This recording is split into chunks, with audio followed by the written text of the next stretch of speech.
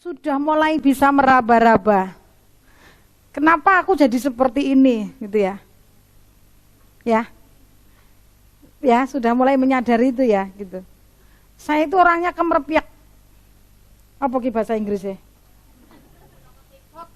Talk too much, talkative, dan kroni-kroninya gitu.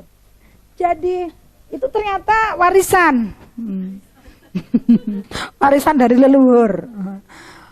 Dibuang tidak bisa, diminimalkan bisa. Dan saya bersyukur ngurusi anak usia dini, karena itu lebih efektif. Saya sekarang orangnya terbiasa, kalau anak-anak bicara saya terbiasa. Oke, lalu gitu. Karena mereka tidak bisa bicara cepat, mereka tidak bisa kerja cepat, mereka tidak bisa dong cepat. Disuruh mandi bisa nunggu setengah jam kemudian baru mereka berangkat mandi, gitu ya. Jadi refleksinya adalah yang mau kita tarik adalah kalau yang diwariskan itu membentuk aku menjadi orang tua yang seperti ini, apakah saya juga akan mewariskan yang sama pada anak-anak saya, dan kita akan melihat cucu-cucu kita dibesarkan dengan cara yang seperti itu, muter. Kayak lingkaran setan ya gitu. Jadi, nah, nek Bu Sisil wes kadung punya apa tuh? Punya jabatan sebagai ayah, sebagai ibu. Kan nggak mungkin anaknya diambil diblesek-blesekin lagi, Bu. Ada yang namanya program healing, apapun itu namanya, Pak. Ada program healing gitu. Saya pernah ikut program healing. Penyembuhan luka-luka batin, yang di sini hati nggak bisa lihat saya. Pak, Bu Sisil disuruh ke situ sih, Pak. Kok cantik banget, pengen lihat gitu. Di Kudus nggak ada orang kayak gitu, Pak, gitu. Saya unik, PD ini kebablasan gitu, masalah gitu. Jadi saya itu dulu konflik terus sama ibu saya. Nah, siapa di antara Anda yang konflik terus sama ibunya? Saya itu konflik terus dengan ibu saya karena bapak ibu saya itu punya pola yang sangat berbeda. Ibu saya itu apa-apa ada planningnya, ada pertanggungjawabannya. Ibu saya itu nggak ada istilah beres. Dikasih uang 200.000, nanti pulang harus mana laporannya uang 200.000. Karena tadinya beli buku 5, perjalanan ada es krim ya bukunya jadi 4. Aku banget itu, Bu. Kenapa? Dari 7 anak itu sudah sangat dikenal bahwa aku tuh anak emasnya bapakku. Bapak tuh kalau sama saya papa yes. Ya, yes, papa yes, boleh. Nangis kalau dimarah saya dibopong, dibawa jalan-jalan. Ya, jadi kalau saya nangis, bapak saya belum pulang, bapak saya datang lagi, saya udah makan, udah mandi, udah mainan, bapak saya datang, nangis lagi. Padahal sudah nggak ada urusan apa-apa lagi gitu. Dan itu yang sangat dibenci oleh kakak saya yang jadi pastor itu. Sengit banget dia sama aku. Jadi kalau sudah 3 jam terus dia bilang, lu ngapain nangis lagi gitu. Itu datang gitu. Saya sangat sulit, konflik terus dengan ibu saya. Menjelang, saya dulu sempat kuliah di Bogor, menjelang lulus SMA, saya dibantu untuk healing. Karena orang yang pintar itu bilang, kamu tuh punya talenta banyak, tapi nggak akan pernah kelihatan, karena kamu tuh orangnya itu sulit taat pada otoritas. Ya, senengnya jadi pemberontak. Jadi senengnya itu bikin orang kesel gitu. Ya. Bayangkan saya diterima di perguruan tinggi tanpa tes. Saya lihat ibu saya seneng, gak sih dong mlebu aku.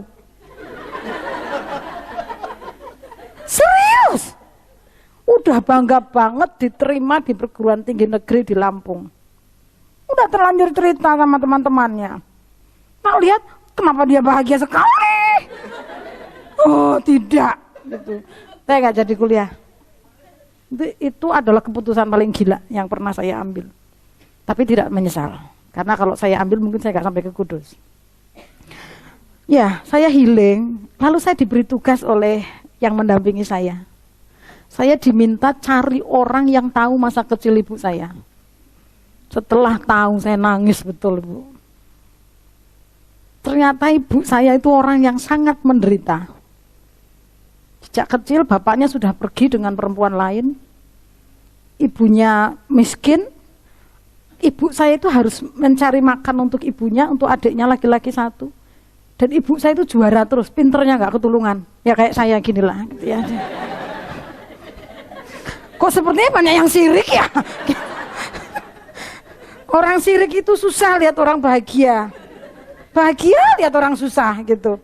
Nah, juara terus sekolah di Kanisius Prambanan itu. Juara terus. Jadi dulu hadiahnya macam-macam, pasir untuk bangun sekolahan. Dan ibu saya itu diceritain oleh orang terdekat ibu saya. Waktu itu saya sudah di Bogor, saya ke Jawa, ke Klaten. Diceritain, ibumu kembian soro banget.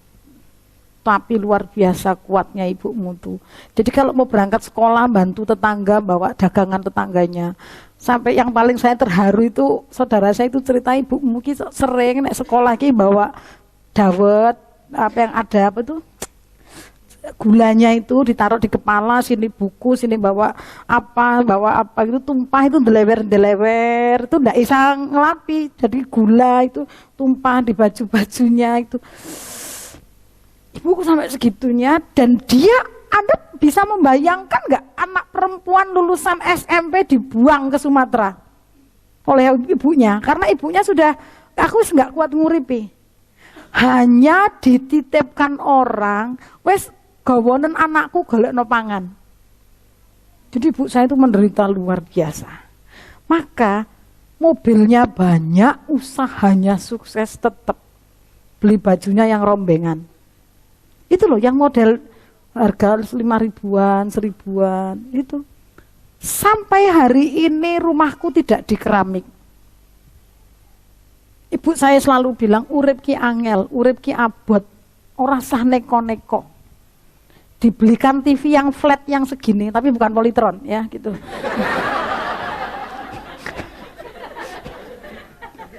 Sakitnya di sini toh. TV flat nah semeja ini, mbah ukurannya piro saya nggak ngukur. Itu diskusinya bisa gak TV kaya ngono ki regane piro. Di rumah kami ada pembantu namanya Mbak Ana. Mbok takonono Mbak Ana kayak keseperene ra duwe TV. Kiki TV-ne arep nggo ngopo? Adik saya yang laki-laki bilang, "Didelen ning kamarku bae." Ono wong ra duwe TV, kok TV mbok yo memper daleke ning kamar. Di sininya itu masih kok TV kok nganti loro. Dulu kakak saya kuliah, saya SMA, itu kan tuku kaos yo sing rada memper ya. Itu kami sudah kong kali kong, jangan sampai ibu tahu kalau kaosnya itu harganya di atas 100.000.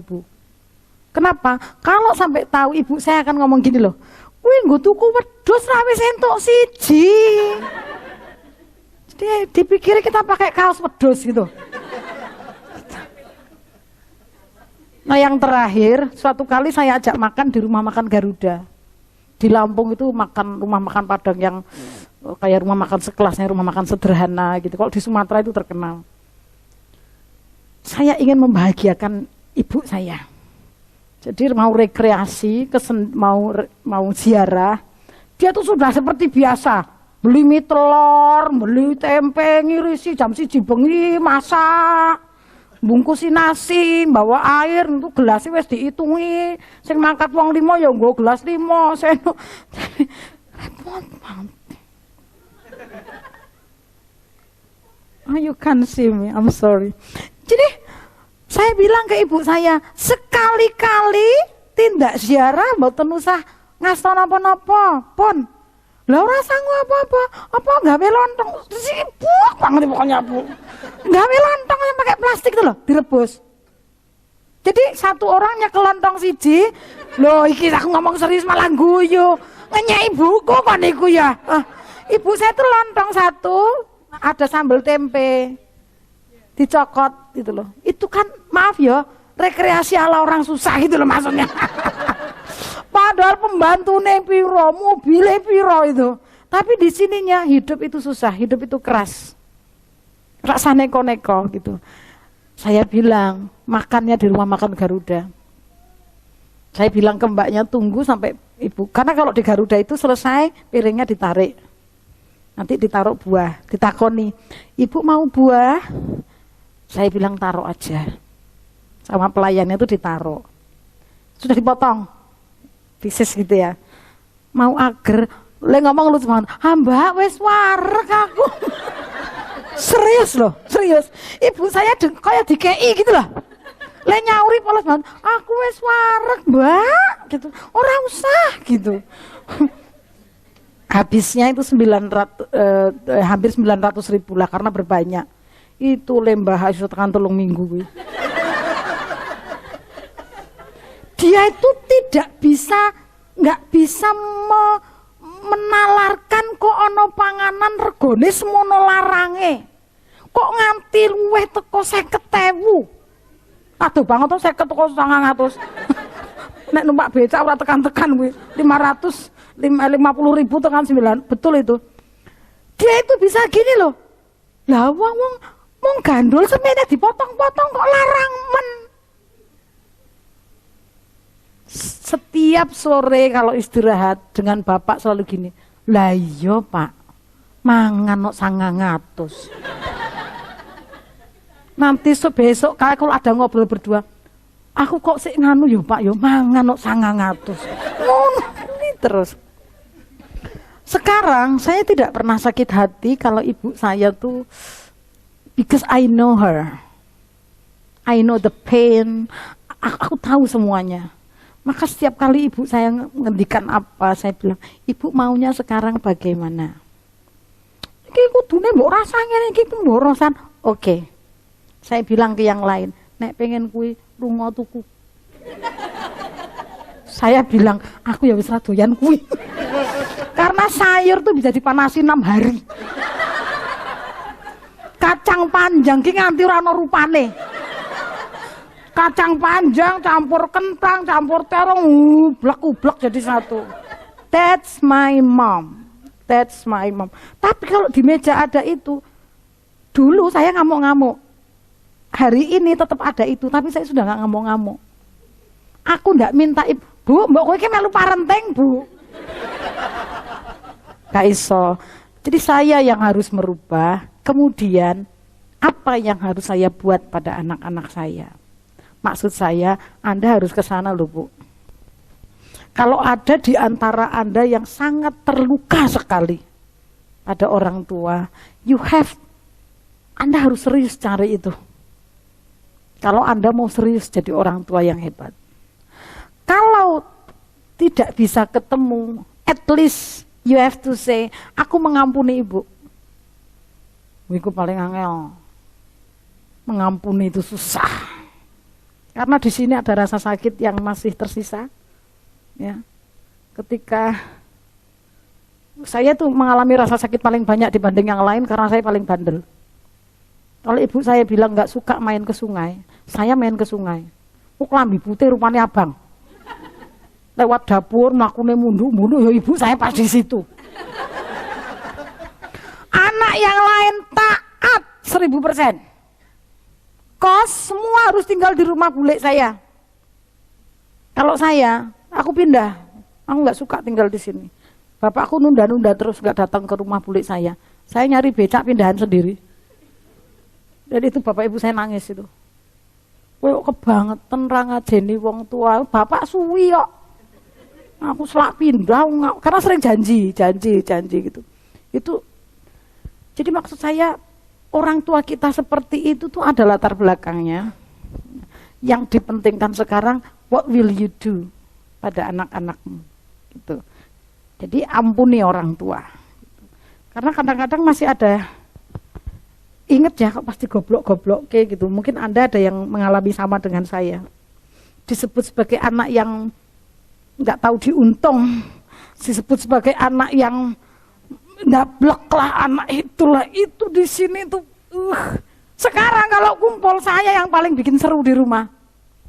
Mereka bilang, oh kelingan beda, dipukul pakai sapu gitu. Lucu setelah sekian puluh tahun kemudian, ya. Lucu banget saiki gitu. Karena saya mengampuni ibu saya. Nah sekarang saya kasihan sama bapak saya gitu. Karena ibu saya jauh lebih kuat daripada bapak. Bapak saya itu seperti tidak bisa hidup tanpa bapak. Jadi kalau kambuh, bapak saya sakit keras. Kalau kambuh selalu gini, tangannya itu nggak boleh kemana-mana, harus pegang. Karena selalu bilang apa? Engkau ndak aku mati, kue orang ngerti. Dan itu yang membuat kami, karena kami melihat dua insan ini sama-sama takut kehilangan. Oh, so sweet. Mereka sama-sama takut kehilangan, sama-sama takut kehilangan.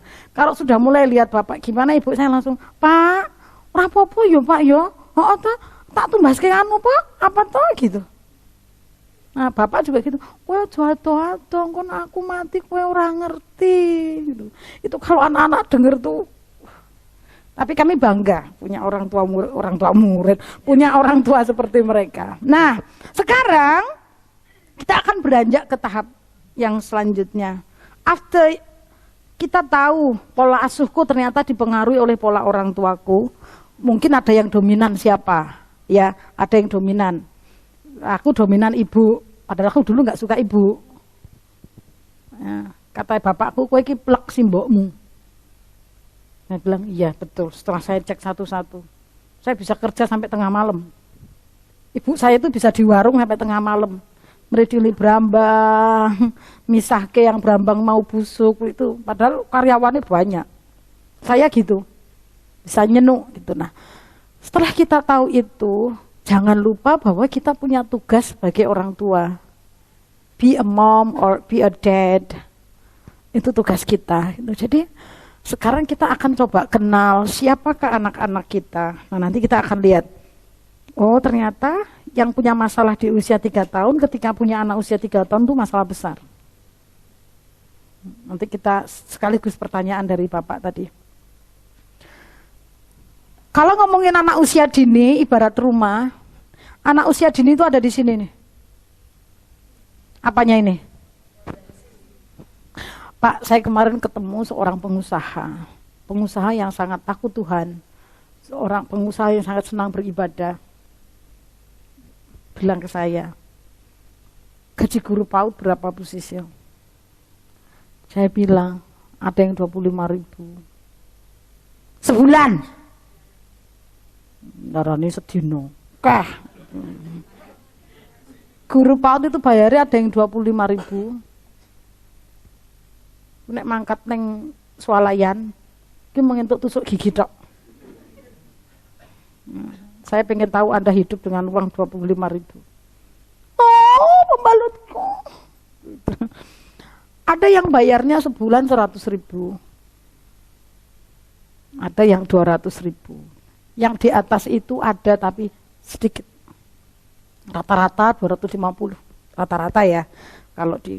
Dan dia bilang, dengan tugas sebanyak itu, nah, sampai dia bilang dia akan coba kumpulkan pengusaha-pengusaha. Jadi tolong cari data terus guru-guru PAUD yang memang dia orang swasta, maksudnya nggak pakai yang proposal kalau macam.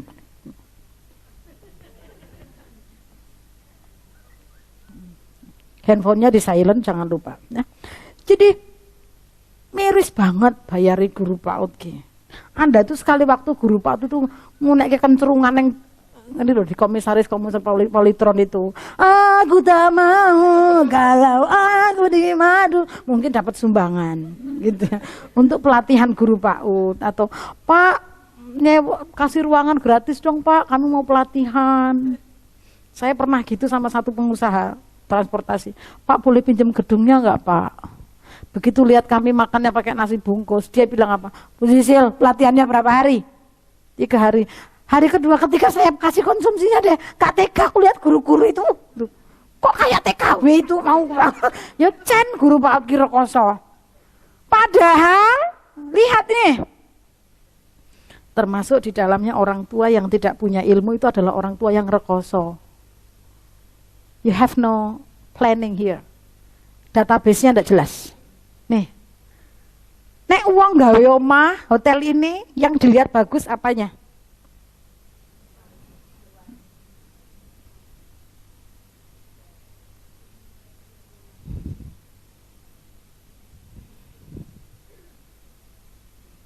Halo guru-guru PAUD, Anda harus ikhlas dilupakan. Kalau ada tamu dari kementerian, Anda tidak diundang.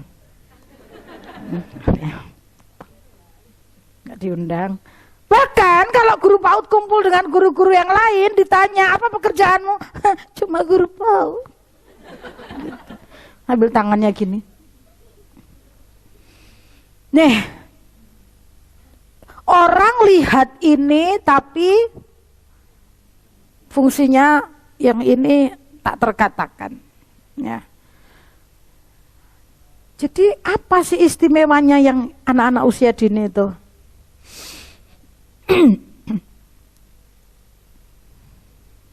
Kemarin saya ketemu seorang teman, jalannya gini nih Bu. Saya bilang ke dia, kamu kenapa? Ditenggel wong. Jadi anak motor cross itu di jalanan umum tuh ya. Nah itu dikejar polisi, dia lampu merah berhenti, dia motornya cepet, nyenggol sikilnya dan sikilnya patah dua-duanya. Benar-benar patah. Dipasang pen dan operasi banyak sekali. Minta ganti orang tuanya sudah bilang saya sudah ngecul ke anak itu, sudah bukan saya, anggap anak saya lagi. Saking nakalnya. Saya bilang repot ya di negara kita itu. Kita hati-hati, orang lain gak hati-hati. Kita tertib, orang lain gak tertib. Tuh sering ngamuk-ngamuk. Ya, gak punya kartu GTO ya, masuk aja. Yang belakang kan terganggu. Jadi wen sampai itu Bu Sisil, itu dia bisa baca enggak sih? Nah, sama saya kan dia setia menjemput saya setiap sebulan sekali.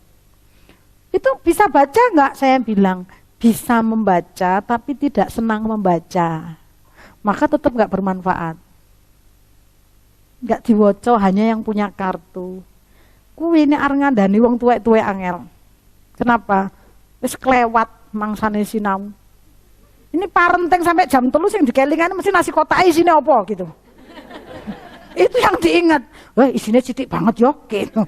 Itu sing kelingan ibu-ibu terutama ya gitu. Nek bapak-bapak sih ra ngitung gitu ya. Oke, mengapa di PAUD itu istimewa? Mari lihat ini. Ketika kita lahir, Tuhan itu sangat luar biasa. Tuhan kasih yang namanya sel otak. Mau Cino, mau Jawa, mau sekolahmu kancane Cino kabeh, njuk uang sakune ra dienggo mangan, nggo tuku mainan ben padha karo sing Cino. Tadi agak mengesankan kisahnya, inspiratif. Critakno mbek anak-anakmu kuwi gitu. Lalu anakmu bilang, "Tapi kan aku Cino juga, Pak, putih." Gitu. Jadi semua anak, semua bayi begitu dilahirkan, begitu menjadi yang namanya sosok jabang bayi, itu oleh Tuhan diberi yang namanya sel otak. Tapi sel otak itu berdiri sendiri-sendiri. 1, 2, 3, 4. Dan hebatnya Tuhan, setiap sel otak ujungnya itu diberi yang namanya serabut-serabut. Serabut-serabutnya ini banyak. Dendritnya itu banyak. Ternyata Tuhan itu punya rencana. Rencananya apa? Manusia baru siap hidup kalau ini nyambung dengan ini. Ini nyambung dengan ini. Yang notabene itu jumlahnya miliar. Semakin banyak yang nyambung, semakin rimbun. Maka disebut orang cerdas itu kalau banyak persambungan antar sel otak. Itu manusia cerdas. Yang persambungan sel otaknya sedikit, dia nggak bisa kasih banyak. Maka kalau pasanganmu itu agak lemot-lemot sithik ya, oh alapa, mbok rimbun sithik gitu. Nah, mungkin itu lebih sopan ya. Ya. Nanti kalau pulang ngomong sama istrimu, malah rimbun sithik lho mah gitu.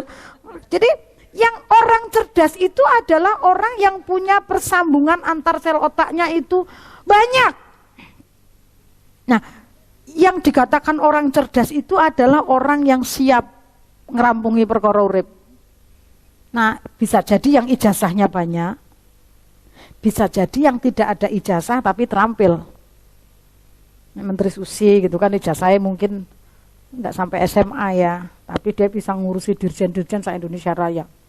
Bisa ngasih dan dia bisa melakukan sesuatu yang sangat luar biasa. Artinya ininya banyak. Jadi dikasih sendiri-sendiri, ada cerawang-cerawangnya gitu. Saya kemarin ketemu 500 ibu-ibu di desa ujung gunung. Nyerita kayak itu saya kasih kabel. Ini jenenge apa, Bu? Kabel, oh pinter jebule, saya bilang gitu. Saya bilang, nek iki nyerimpet nyambung karo ini banyak TKW di situ. Jadi anak-anaknya banyak yang dia asumbahnya. Sampai oh gitu. Nek kula kadose sekedhik Bu leng nyambung gitu. Batinku mbok rasah diomongke gitu. Wis cetha gitu tuh. Dari pandangan matanya tuh udah kelihatan gitu. Nah, sayangnya masa menyambungkan itu berbeda-beda, tingkat kecepatan dan efektifnya itu berbeda-beda. Nih, siapa tadi yang putranya baru sekian bulan, belum 2 tahun? Mana? Kabur? Ora, hanya berpisah tempat. Oh di situ. Nih Bu. Usia 0 sampai 3 itu apa ini? Banyak dan cepat. Dan itu hanya terjadi 1 kali selama hidup manusia.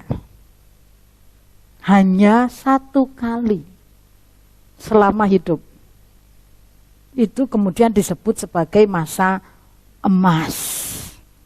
Ya, berapa karat gitu. Nih, usia 3 sampai 8 ada persambungan tapi sekitar 30%. Di sini 50%. Mana tadi? Anda berada di zona yang sangat penting. Kalau mau 50%, otak yang rimbun tadi itu, stimulasinya harus banyak. Nanti kita bicara stimulasi. 8 tahun sampai 18 itu 20%. Lulus SMA ya, maka masih dibina.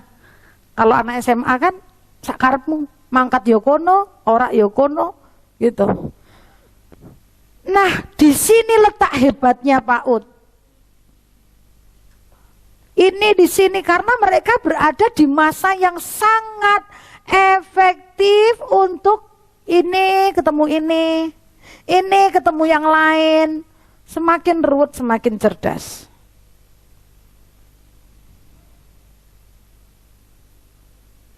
Nih, 0 sampai 4, 4 sampai 8, 9 sampai 17. Yang pada umumnya anak 0 sampai 1 tahun, ya sekenanya pendampingannya. Anak sampai 3 tahun sekenanya. Nah maka jadi manusia yang sekenanya. Nyangkut neng politron, ya alhamdulillah. Lolos aku, bukan lulus. Lolos aku dunia ora lolos gitu. Nasibnya apik gitu ya. Nek ketemu bejo serano sing lawan meneh gitu ya. Lingkungan punya efek kuat. Nanti kita akan jelaskan lebih banyak. Tapi saya mau katakan yang di sini nih. 0 sampai 3. Siapa yang sedang hamil? Yes, you. Be careful. Siapa lagi yang mau menghamili? Wong lanang langsung ngono kabeh. Siap gitu. Jadi ini hati-hati. 50%, 0 sampai 3. Bangun itu. Maka di Finlandia itu dahsyat. Begitu orang ketahuan hamil sudah ada sekolahannya di Finlandia, maka dia tetap tertinggi Pak untuk mutu pendidikannya. Jadi begitu orang hamil tuh ada sekolahannya. Jadi kursine loro. Ibune jagong, utangnya jagong gitu. Ayo nyanyi. Gitu. Pas ngene ya dipoto lho nyengiti banget sapa ku. Oke, lanjut. Nah, Mereka adalah anak-anak yang berada di masa yang tidak akan pernah terjadi lagi. Jadi 0 sampai 8. Kelas berapa gue? 1 ya, kelas 1, kelas 2 ya, 7 tahun. Lihat SD-SD kita. Begitu masuk kelas 1, baca, nulis, ngitung. Nek neng kelas ngompol, diguguyu neng kancane. Diejek gurunya. Sudah SD kok ngompol, gak malu. Gitu. Jadi begitu lulus dari TK, itu langsung PAUD-nya habis. Masa usia dininya entek, dibabat. Karena harus tangan dilipat yang manis. Kerjakan PR, maju, yang nggak mau maju, temennya maju loh, nggak mau maju, nanti nggak dapat nilai loh, habis itu. Padahal kalau dari sisi keilmuan tuh anak-anak kelas 1 itu, maka di sekolahku sudah lihat ya settingnya, kelas 1, 2, 3 itu settingnya kayak di TK, nggak ada PR, nggak ada buku, nggak ada. Pokoknya yang mau belajar ya ambil buku baca di perpustakaan. Kalau pengen belajar di rumah minta buku sama mamamu belajar. Nggak ada PR, nggak ada macam-macam. Sekolah bawa baju ganti, bawa minum. Habis saja nanti di sekolah diisi ulang. Kenapa? Mereka masih harus dibuat program yang kayak anak-anak TK gitu. Karena memang masanya di situ, cara belajarnya masih sama. Gitu. Nah, ini masa yang sangat penting dan tidak terulang. Sekarang tugas kita adalah ngerti anak-anak yang ada di usia penting itu anak-anak yang seperti apa. Supaya apa? Orang tua itu nggak gampangan syok. Kok anakku begini? Kok anakku begitu? Bu, kalau begini nih anakku normal apa enggak? Banyak orang tua dan guru gini, ya saya juga bingung Bu, saya baru mau nanya sama ibu malah ibu nanya sama saya gitu. Ini guru sangat lemah di paham tahap perkembangan, itu guru lemah di sana. Mari kita kenali anak-anak dari yang sini dulu. Hati-hati, ada anak, kalau Anda punya anak usia sebelum 3 tahun, anakmu di sini nih. Mereka adalah anak-anak yang ngertinya perut.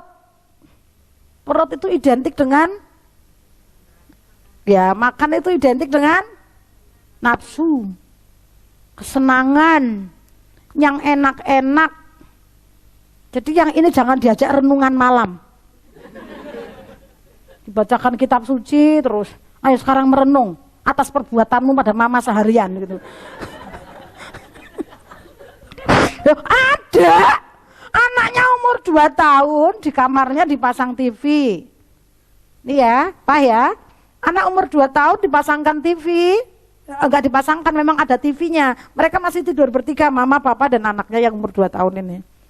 Malam papanya pulang dari toko udah capek, urusannya banyak, tidur. Ini si anak 2 tahun di atas kasur lompat-lompat bangunin papinya. TV, nonton TV. Nonton TV, papahnya ambil remote, tapi jangan berisik ya, papi capek. Trut. Papi tonton TV, lah papinya udah gak kuat lagi imannya. Dia bilang ke saya, hidup tak seindah PowerPoint Bu Sisil. Anaknya diangkat, didudukkan di kursi ruang tamu. Dia bilang apa? Ngerti nggak papi capek? Udah nonton TV diturutin, nonton TV, udah di sini aja papi mau tidur. Istrinya nangis, kasihan Topi, biarin pelajaran buat dia. Ini orang kayak gini jangan dikasih pelajaran. Yang ada di anak usia 0 sampai 3 adalah apa yang membuat saya senang. Maka Anda jangan heran. Mau itu, ini belum habis, mau yang sana. Nah.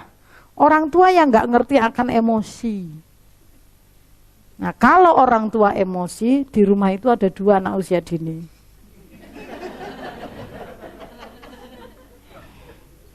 Istrinya ngamuk, suaminya datang, ngopo sih mah ngamuk-ngamuk.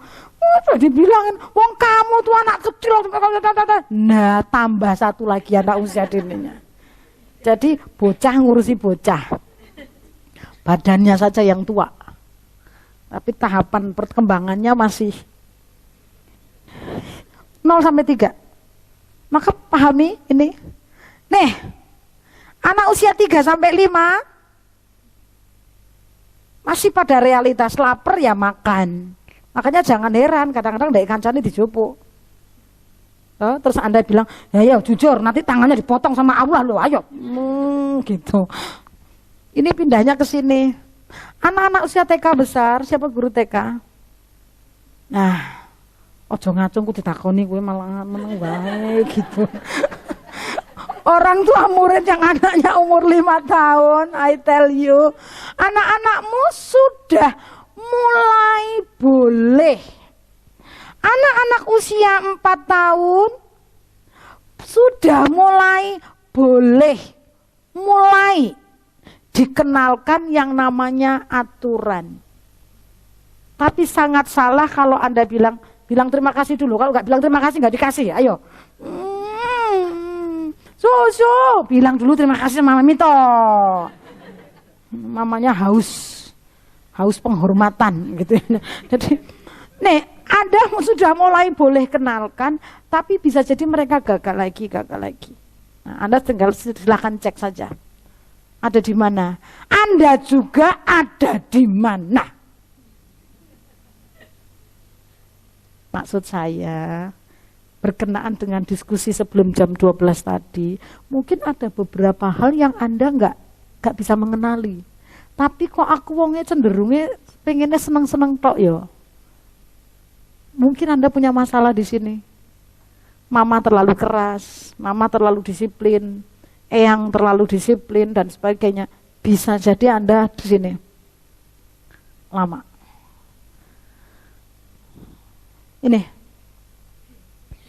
Ini supaya Anda kenal anak kita ya, Bu Guru. Anak usia menjelang 1 tahun, itu senang memasukkan apapun ke daerah mulut. Apapun dimasukkan ke mulut. Kalau cukup mamahnya juga dimasukkan ke mulut. Kalau cukup.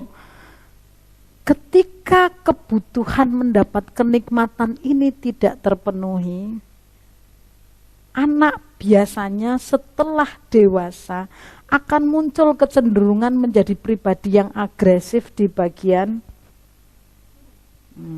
celakalah menantu yang dapat mertua yang punya masalah di tahap ini.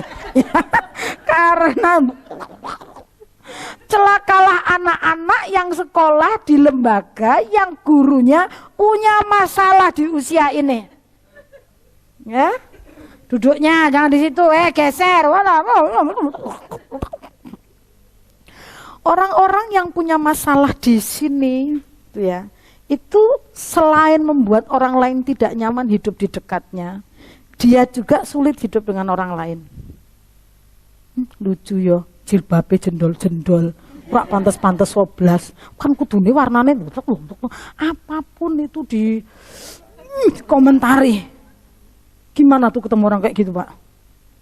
Pengennya ngeles dada.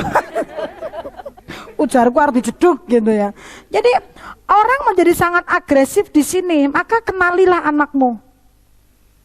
Kenalilah dirimu sendiri, kenalilah suamimu, kenalilah keluarga dari suamimu, kenalilah tetanggamu, Pak RT-mu, siapamu yang punya kecenderungan begini. Anda cukup katakan, saya bertemu anak usia 1 tahun.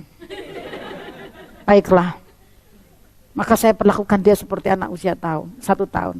Baiklah, boleh bicara lebih banyak ya, saya tinggal ngepel dulu. Jadi kalau anda punya masalah di situ, cenderung, ini bukan hanya sekedar cerewet loh ya.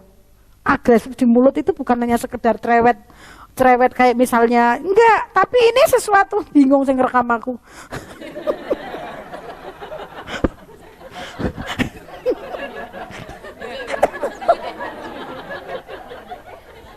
Lo katanya aku suruh muter-muter. Pasan muter-muter saya ngarepe nge-shoot bingung iki mlaku emang siji. Nah dia jengkel sama saya. Ada nggak sih narasumber kayak gini gitu? Jadi kalau anakmu ada di tahap itu dan biasanya mami-mami yang modern itu akan ngomong gini, cici nggak boleh, jangan nggak boleh. Tuh. Itu Anda harus tahu itu harus digantikan dengan yang lain. Maka rumus anak usia ini adalah yang aman dan yang boleh. Yang tidak aman dan yang tidak boleh jangan ditaruh di depannya. Handphone dan Anda akan gitu. Dan dia akan gini. Kaget. Jadi yang ada di anak usia ini adalah yang aman dan yang boleh. You have to check. Rumahmu itu untuk anak usia segini yang aman dan yang boleh atau tidak. Kalau enggak nanti Anda dikit-dikit, jangan, angkat lagi. Kadang digendong sampai anakmu mentiung-mentiung loh. Minta sesuatu itu lah. Ya, dan Anda pergikan. Oke, paham ya yang ini? Sekarang yang ini. Tahap anal. Kita semakin kesini semakin agak ngeri ini ya. Tahap anal itu kenikmatan pusatnya ada di mana? Anus. Anus, nggak usah menunjukkan anusnya masing-masing.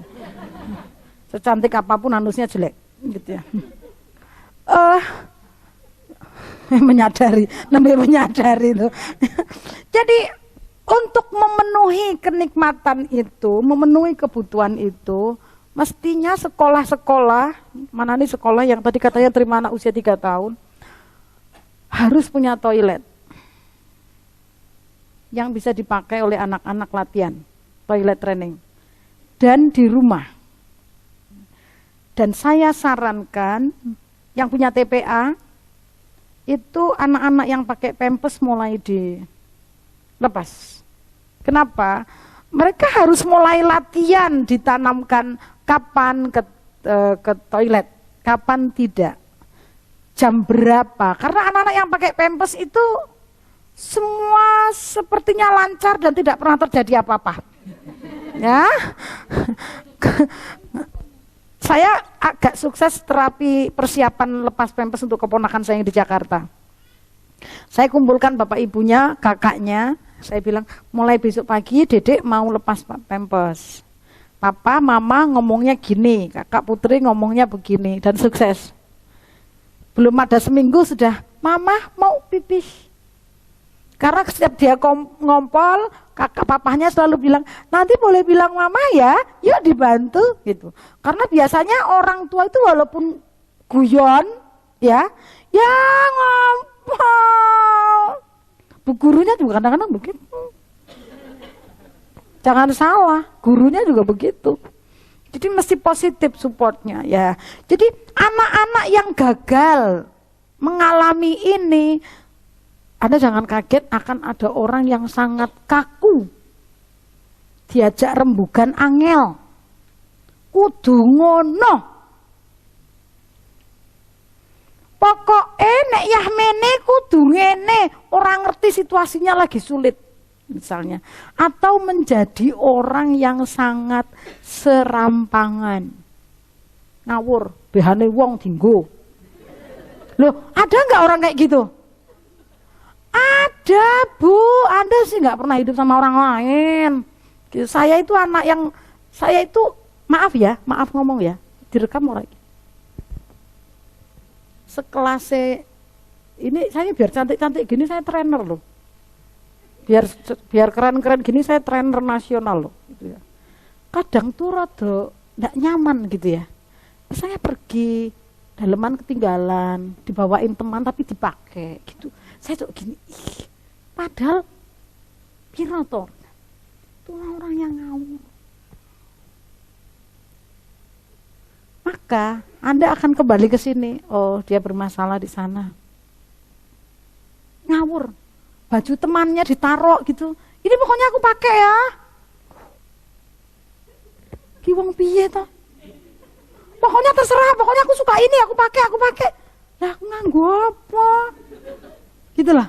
Ada orang yang ngawur, ya, ngawur tertinggi itu, ini sudah punya istri ya, aku pakai ya pokoknya aku pakai gitu.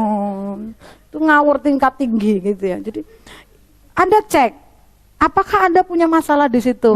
Halo istri-istri, apakah suamimu adalah suami yang sulit tertib? Mandinya 6 hari sekali, celana dalamnya gantinya 3 hari sekali, gila nih ya. Tuh, nih ada punya masalah di sini. Maka perhatikan anakmu, ini mulai dikenalkan kapan waktunya pipis, kapan waktunya buang air kecil, buang air besar, dan Anda harus setia menemani itu, gurunya tuh terutama. Karena banyak anak ngempet tidak mau ke toilet selama di sekolah. Hati-hati ya, guru PAUD. Ada anak yang begitu sampai rumah, itu nahan sakit. Nah, dia punya masalah itu nanti. Hati-hati. Maka perlu guru yang siap. Dan banyak lembaga yang tidak siap di situ. Nggak ngerti ini. Kemudian selanjutnya ini, kasus-kasus penyimpangan seksual, pintunya di sini. Usia berapa? Ini pintu pertama dimulainya terjadi kasus-kasus perilaku seksual menyimpang. Perempuan suka perempuan, laki-laki suka laki-laki, suka ayam, suka dengan binatang, apa-apa. Itu saya kasih tahu ya, mulainya di usia ini. Siapa yang anaknya usia ini? Ini pintu pertama. Nanti pintu keduanya di SD. Pintu pertama dan sangat mempengaruhi di usia ini terjadi pada anak yang tergantung pada satu figur. Nih, ibu terus, bapak terus. Pusat kenikmatan mereka ada di kelamin. Anak-anak usia TK, halo, mana guru TK? Anakmu sering mainan kalau pipis, ya betul ya. Guru yang nggak tahu akan astagfirullahaladzim ya Allah akbar dan anakmu akan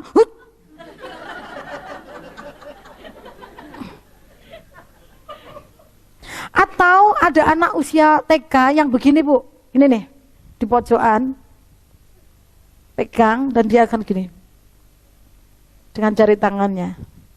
Guru yang tidak tahu akan langsung ini, makanya hati-hati banget. Nah, banyak orang tua juga yang nggak boleh, Dede ngapain coba? Mama nggak mau gitu. Anak usia dininya mulai keluar. Mereka berada di zona yang normal. Karena pusat kenikmatannya di situ. Cuma, tak kasih cuma nih. Nih Bu, kalau Anda tegang, Anda minum. Lalu menjadi tenang. Jok sidik-sidik, minum. Lama-lama Anda menjadi sangat tergantung. Jadi yang bisa menyembuhkan ketegangan itu adalah anakmu usia ini, gurunya galak, mamahnya galak, papahnya galak, pembantunya mungkin lebih, karena pas orang tuanya kerja semua. Saya itu sedang meneliti keponakan saya Bu. Setiap ada mantan pembantunya ke rumah itu selalu jerit-jerit. Aku bilang ini jangan-jangan ada sesuatu nih gitu. Maka dia karena pusatnya itu di kelamin, enaknya itu kalau pegang kelamin. Ketika stres dia pegang kelamin. Bayangkan kalau stres itu berkepanjangan, maka dia punya semacam apa ya, sudah punya kebiasaan nek tegang pegang alat kelamin. Semakin tinggi intensitasnya, semakin berbahaya. Jadi, untuk anak-anak usia ini, Anda harus mulai mengajarkan tentang kebersihan. Anda harus mulai mengajarkan tentang di mana melepaskan pakaian, di mana mengganti pakaian, di mana anak laki-laki berganti baju atau buang air kecil dan sebagainya. Ini mulainya di sini.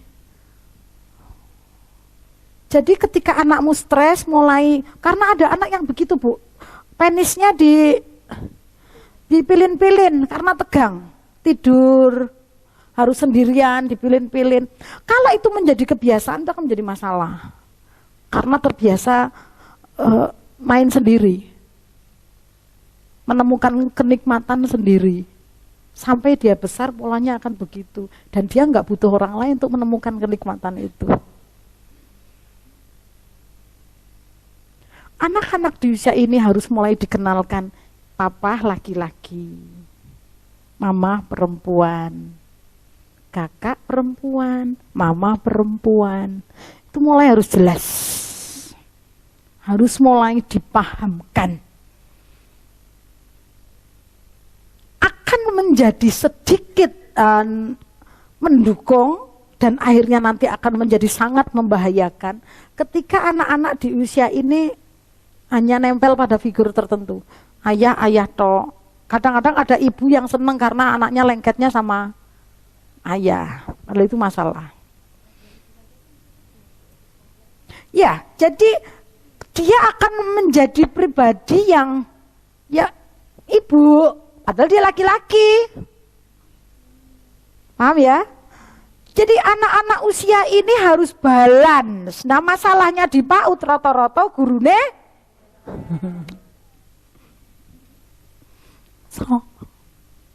tapi kan sekolahnya nggak lama. Di rumah bapak ibu harus balan. Jangan mainan cuma ibu tok. Harus bapak sekali waktu main dengan anak-anak. Capek bu kerja, salahin dua anak. Oh simpel aja. Udah ada resikomu loh. Itu harus ambil. Nggak ketang 30 menit main sama anak-anak. Ya.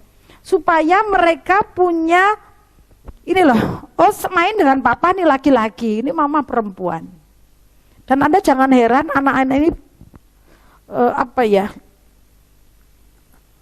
bukan jangan heran, anak-anak yang sebenarnya laki-laki, karena saking deketnya dengan lengketnya dengan mama, dia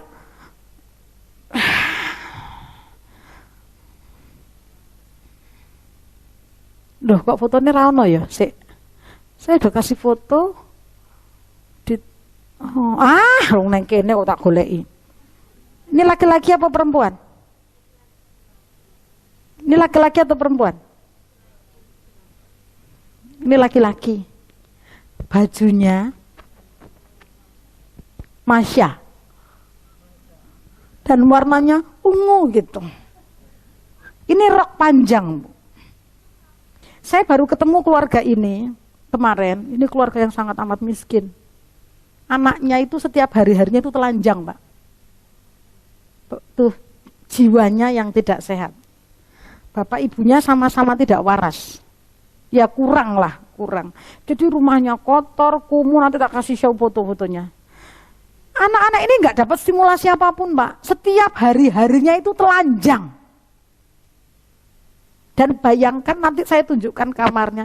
Kisah ruangan ini ibunya sekarang hamil 4 bulan, anaknya sudah 3.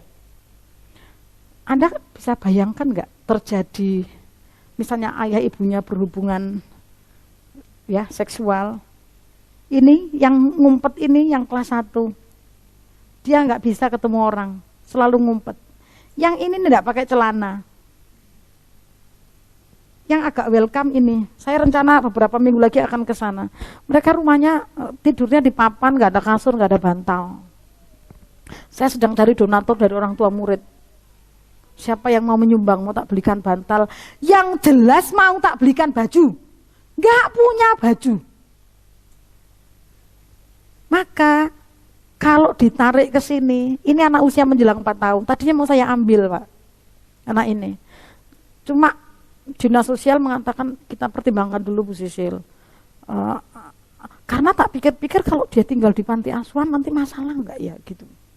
Karena dia ini di sini dia sudah salah identitas, pakai bajunya cewek, padahal aku laki-laki. Nah, ini masalah-masalah ini yang kemudian menimbulkan konflik ketika kita dewasa.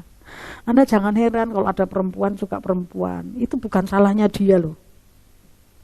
Makanya kan dikatakan LGBT itu bukan untuk dimusuhi, mereka itu disembuhkan.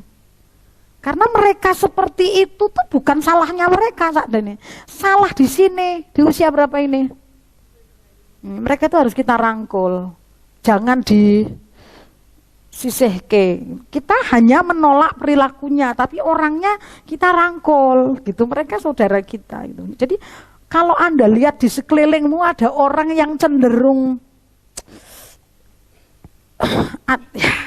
ada ke arah sana, dia punya masalah di sini. Walaupun alasannya bisa banyak sih, karena kalau waktu saya di Australia itu mereka bilangnya apa? Cinta itu bukan soal jenis kelamin. Serius, kasih sayang yang penting. Jenis kelamin itu gak penting lagi. Yang penting kasih sayangnya itu terpenuhi. Nah, ya sederhana saja. Memang Tuhan tidak menciptakan Adam dan Amin toh, Adam dengan Hawa gitu. Maksud saya kan dia sudah keluar dari nilai-nilai. Ya, nek wis ora wedi karo Tuhan, mbek wedi karo sapa meneh? Wedi karo satpam gitu. Ini tahap paling penting ya, tolong diperhatikan betul anak-anakmu.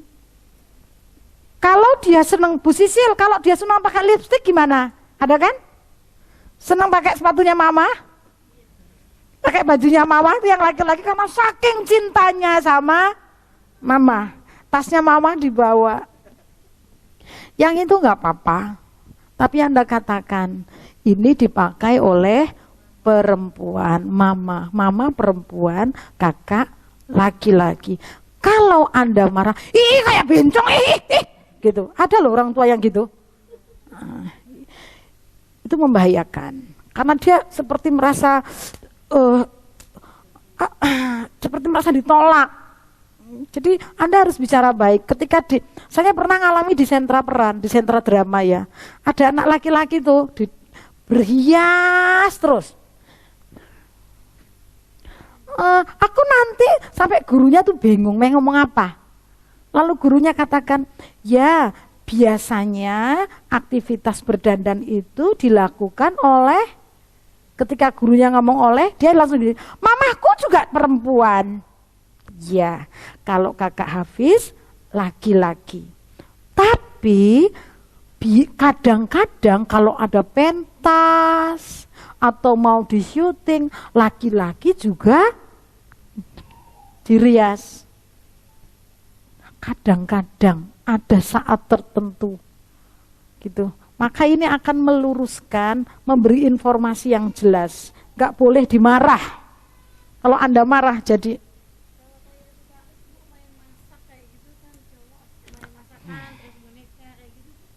masak itu tidak ada jenis kelaminnya.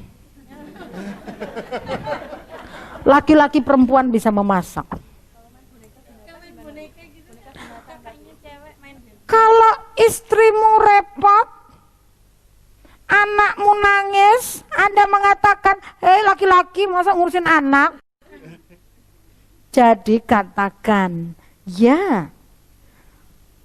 Seorang ayah, misalnya main drama ya, ayah boleh membantu ibu mengurus anak-anak.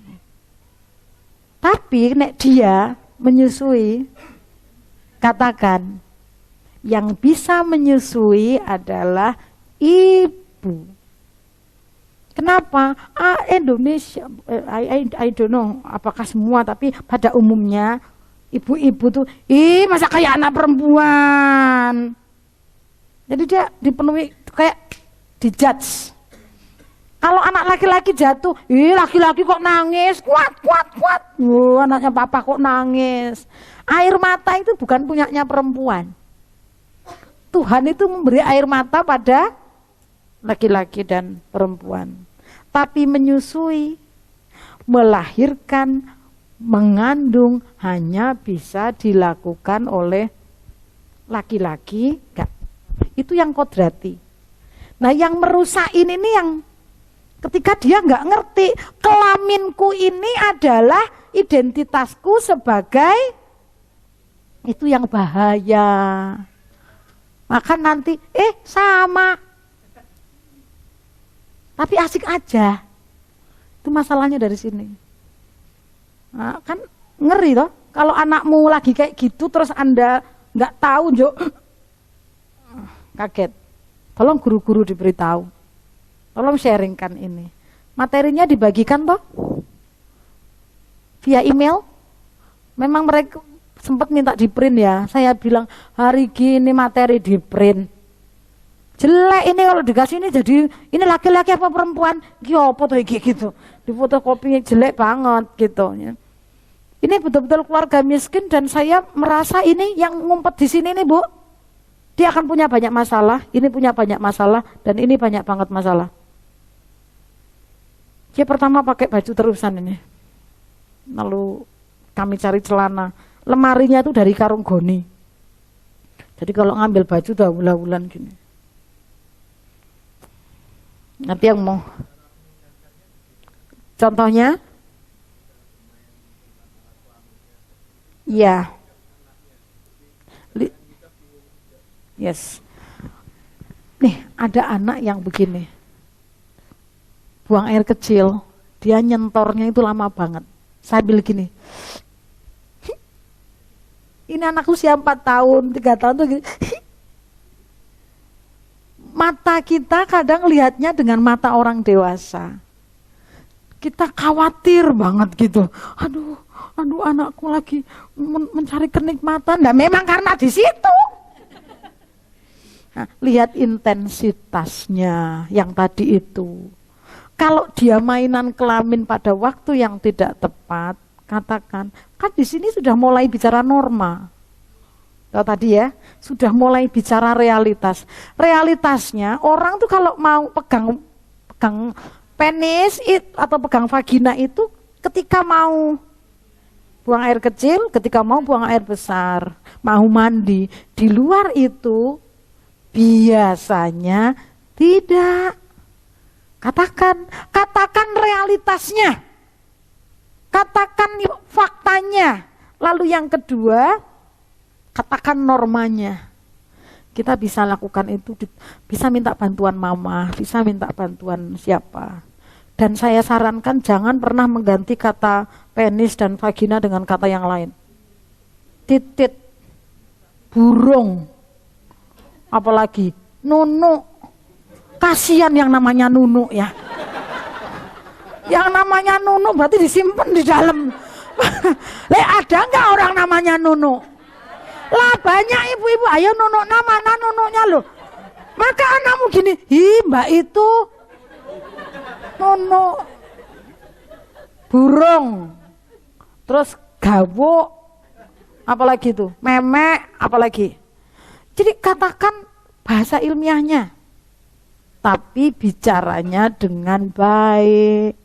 Karena banyak orang tua ngomong itu nih ragu-ragu, harus dipenuhi rasa bersalah. Itu penis, kok penis sih ya? Apa sih kata yang lebih sopan kayak jangan penis? Enggak ada. Menjadi tidak sopan kalau ngomongnya tidak sopan. Burung pantesan, banyak laki-laki burungnya terbang kemana-mana. Kenapa? Yang salah informasi di usia ini. Burung kan boleh terbang. Kalau istri-istri marah, jangan marah sama suamimu. Cari guru PAUD-nya, cari orang tuanya. Marahlah sama mereka. Gara-gara ibu, suamiku sukses membawa burungnya kemana-mana gitu. Jadi usia ini, usia yang saya agak lama di sini ya, karena kita sedang concern di masalah ini gitu ya. Tadi malam ponakan saya itu kuliah di psikologi. Dia ngomong, Bule, dia semester 4. Dia bilang, Bule setuju nggak dengan LGBT? Saya bilang, saya tidak setuju. Saya jelaskan. Dia bilang, dosenku setuju. Katanya, itu nggak usah dicampur adukkan dengan agama. Saya bilang, di dunia ini kan semua ada hubungannya. Tidak bisa kita itu jalan kaki tidak dihubungkan dengan hari ini makannya apa. Nah, Anda tidak makan jalannya lemeh. Jadi tetap gitu. Jadi saya agak lama di sini. Tolong guru-guru PAUD, kalau kita punya waktu banyak, ini ngomong ini sehari nih, sehari. Ya. Jadi tolong identitas seksual itu. Ada anak yang seneng pakai baju cewek. Ada anak yang sama sekali nggak mau pakai rok, ya, senangnya pakai celana. Saya sampai hari ini nggak punya rok. Saya sampai hari ini nggak punya rok. Nggak sampai hari ini di lemariku udah ada rok. Saya nggak suka pakai rok. Tapi konsep diriku benar.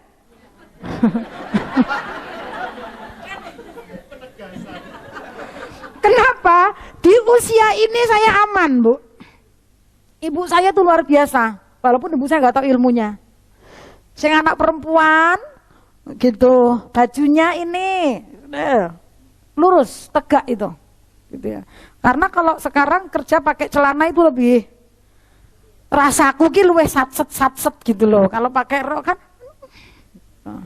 nah itu cuma soal pilihan. Tapi sudah tidak mempengaruhi. Saya tidak lagi bertanya-tanya, Pak Sunawan, apakah aku ini laki-laki atau perempuan gitu. Nggak ada. Jadi tolong ya, guru-guru, orang tua, hati-hati. Ini, kalau ini beres, maka di sini anakmu masuk, persiapan masuk SD, di TK sudah siap. Menjadi anak-anak yang tenang. Mulai beranjak pada tahap yang lebih tinggi. Di mana pengembangan kognitifnya, banyak PR, banyak tugas, menyelesaikan tanggung jawab dan sebagainya di sini.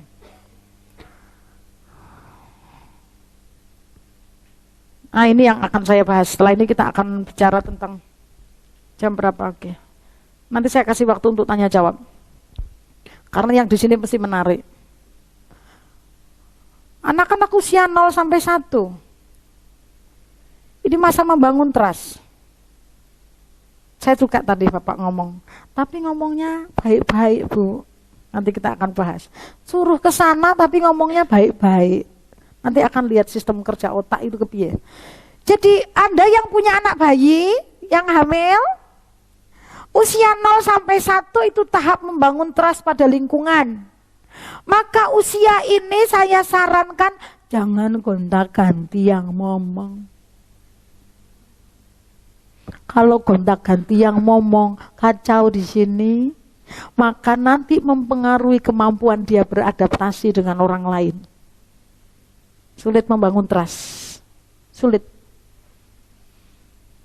Jadi anak-anak ini, usia ini membangun trust itu melalui sentuhan, melalui suara, melalui lingkungan yang bisa diprediksi. Musik nggak boleh keras, cara megang nggak boleh gonta-ganti. Kenapa? Kaget. Ini akan meruntuhkan membangun trust. Punya kelas bayi nggak yang dari Semarang? Ada baby? No? Oke. Yang punya kelas bayi hati-hati, yang ngomong. Ini yang ngomong orangnya asli, astagfirullah, nggak boleh. Orangnya harus tenang. Ketika bayinya nangis, guru harus tenang. Karena ini suasananya harus memastikan dia merasa nyaman dengan lingkungan di luar dirinya. Yang ini dilihat, usia berapa? 2-3 tahun. Ini ngoel nih. Ya. Anda mesti bantu dia untuk mengenali aku. Ya, bajuku, tempat minumku, ini hidungku. Maka guru-guru playgroup kan banyak tau lagu-lagunya. Dua mata saya, yang gurunya cok radong. Bahwa ini penting di masa membangun otonomi diri. Iki orang mau waton nyanyi. Dua mata saya, kan banyak mama-mama itu cerdas sama papa-papa. Mata, mana mata? Hidung, mana hidung? Gitu. Ya. Untuk membangun awareness, aku punya hidung, aku punya mata, aku punya dengkul, aku punya apa? Itu anak-anak terbangun awarenessnya. Barmaam dong ngelih kabeh po ya iki ya. Oh, sudah mulai ada yang nunduk. Atau sudah putus asa dengan pribadiku yang seperti ini. Sudah merenung atas orang tuaku yang seperti itu gitu. Itu sudah masa lalu gitu ya. Jadi Anda mesti bangun otonomi itu apa sih? Otonomi itu apa? Bagian otonomi daerah.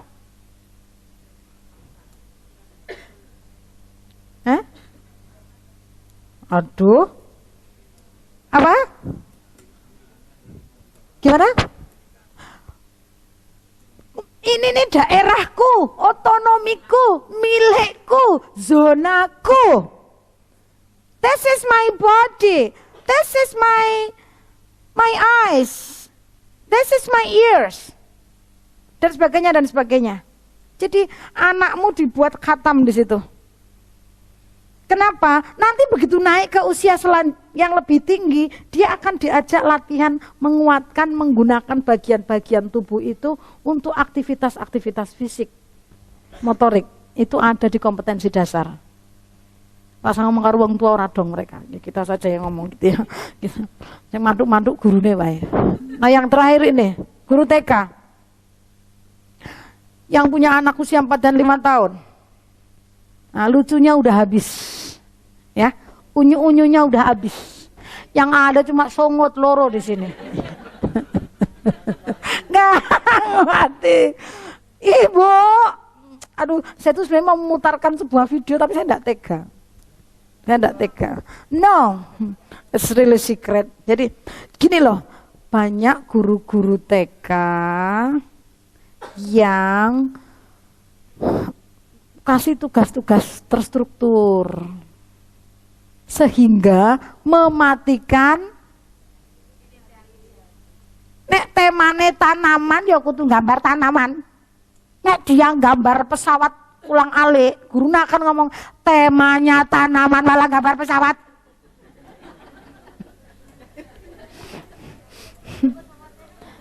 Ya kok jatuh di pohon ya jangan Bu, jangan ya. Nah nanti coba gimana kalau pesawatnya jatuh ke pohon, jangan. Nanti dia nggak mau jadi pilot Bu. Oh ngeri banget gitu kan. Katakan ketika pesawat mendarat, apa yang kamu lihat di bandara? Apa yang kira-kira ada di bandara? Aku nggak tahu. Puterno video di landasan, ada rumput. Di bandara tuh ada pepohonan. Nah banyak, maaf ya, banyak anak-anak usia 4 sampai 5 itu justru kreativitasnya mati karena dikirim ke sekolah.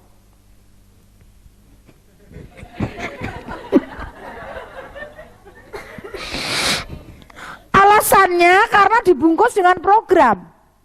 Tapi kan bulan ini temanya binatang Bu. Lah tapi kan guru juga binatang. Guyon, yang itu jangan dimasukkan ke hati, masukkan telinga aja gitu.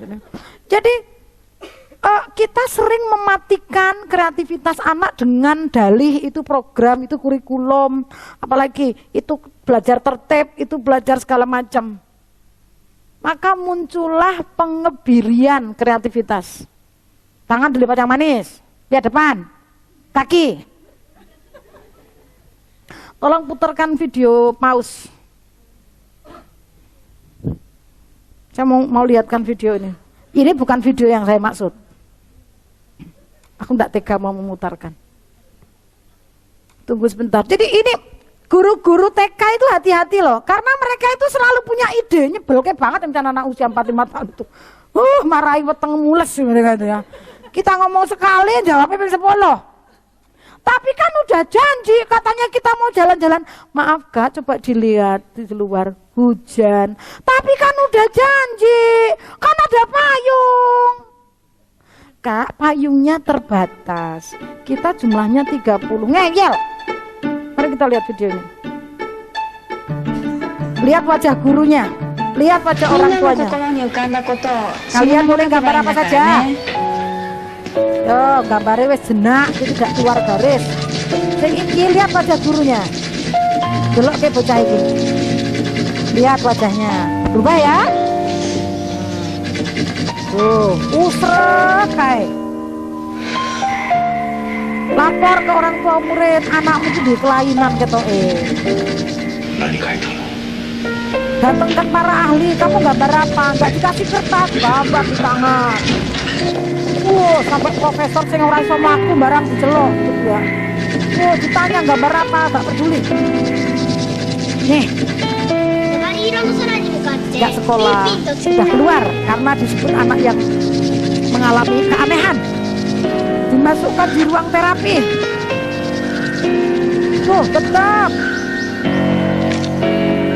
And then finally, teachers found ada puzzle kecil. Dia lari. Sik, kae Rono, kata to kono, Rono. Rene. Oh, wes Rono piye to kleru ngono gitu. Nah. Apa itu? Stop. Itu banyak anak-anak TK jadi korban kurikulum. Karena kurikulumnya ngawur.